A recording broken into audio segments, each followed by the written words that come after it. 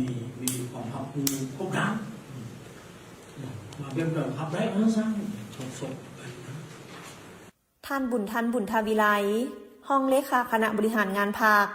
ห้องหัวหน้าองค์การอัยการประชาชนสูงสุดพร้อมด้วยคณะได้ลงเคลื่อนไหวที่นำเรียกงานหอบด้านอยู่องค์การอัยการประชาชนแขวงเทศสมบูรณ์ในตอนเช้าของวันที่13 พฤษภาคม 2024 นี้ท่านยังได้ถือเอาโอกาสดังกล่าว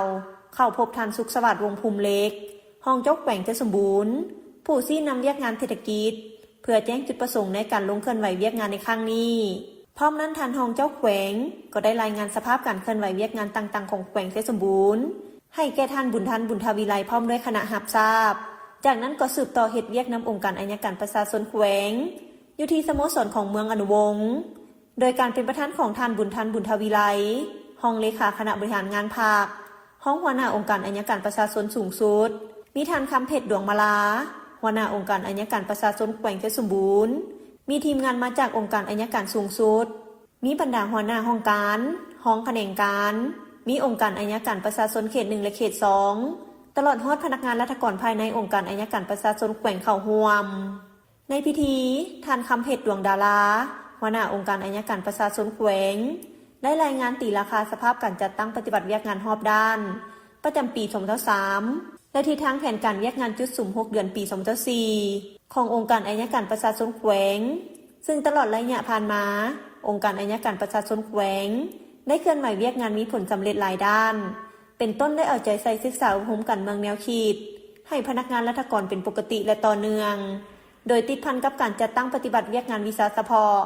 ซึ่งแสดงออกในการสำนวนคดียาเสพติดทั้งหมด39 เรื่องแก้ไขได้ห้อยส่วนห้อยได้รับคำห้องและใบเสนอต่างๆทั้งหมด48 ฉบับติดตามการกวดการจัดตั้งปฏิบัติคำตัดสินคำพิพากษาของศาลคดีอาญามีทั้งหมด257 เรื่องแก้ไขได้14 เรื่องพร้อมจัดตั้งปฏิบัติ243 เรื่องคดีแพ่งมีทั้งหมด40 เรื่องแก้ไขได้6 เรื่องพร้อมจัดตั้งปฏิบัติ34 เรื่องติดตามกฎการปฏิบัติกฎหมายขององค์การสืบสวนสอบสวนคำสั่งกักขังพัง123 ฉบับคำสั่งจับตัว22 ฉบับคำสั่งปล่อยตัวพัง7 ฉบับและตลอดระยะ1 ปีที่ผ่านมามีผู้ถูกหาทั้งหมด232 คนหญิง31 คนคนต่างประเทศ1 คนนักโทษ170 คนหญิง17 คนต่างประเทศ1 คนมีผู้ฝากดัดสั่งทั้งหมด43 คนนอกจากนี้เวียกงานอื่นๆก็ได้รับการจัดตั้งปฏิบัติมีผลสำเร็จตามระดับคาดหมายที่วางไว้พร้อมเดียวกันนี้ผู้เข้าร่วมได้ผลัดเปลี่ยนกันขึ้นประกอบคำคิดคำเห็นต่อห่างบทรายงานและหน้าเวียกดังกล่าวยังคงไปคงมาด้วยความรับผิดชอบสูงทางนี้ก็เพื่อพร้อมกันซอกหาวิธีปรับปรุงและแก้ไขเวียกงานองค์การอัยการประชาชนแขวงให้ดีขึ้นเทื่อละก้าวโอกาสนี้ท่านประธานได้มีคำเห็นโอ้ลมต่อคณะนำขององค์การอัยการประชาชนแขวงซึ่งก่อนอื่นท่านได้แสดงความย่องยอสมเสยและตีราคาสูงต่อการที่นำพาของคณะภาคคณะนำและพนักงานทุกท่านขององค์การอัยการประชาชนแขวงที่สามารถยัดได้ผลสำเร็จหลายด้านพร้อมนั้นท่านได้เรียกร้องให้คณะนำและพนักงานทุกท่านจงสืบต่อเพิ่มทวีศึกษาอบรมการเมืองแนวคิดเป็นก๊กให้แก่พนักงานพร้อมนี้ก็ซอกหู้คำเฮียนบ่ว่าจะเป็นทางด้านวิชาเฉพาะด้านทฤษฎีบรรดามติคำสั่ง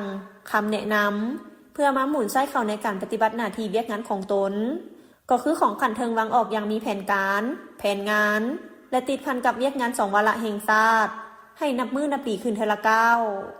ในโอกาสลงมาเคลื่อนไหวครั้งนี้ท่านบุญเทียงวิไลวงศ์รักษาการหัวหน้าห้องการองค์การอัยการสูงสุดยังได้เอาคอมพิวเตอร์จำนวน2 สูตรในมูลค่า30 กว่าล้านกีบมามอบให้แก่องค์การอัยการประชาชนแขวงตื่มอีกเดี๋ยวไว้เกิดอะไรก็ตามยังให้น้องเรียนของผู้เขียนช่วยองค์การอัยการประชาชนแขวงเขตก่อน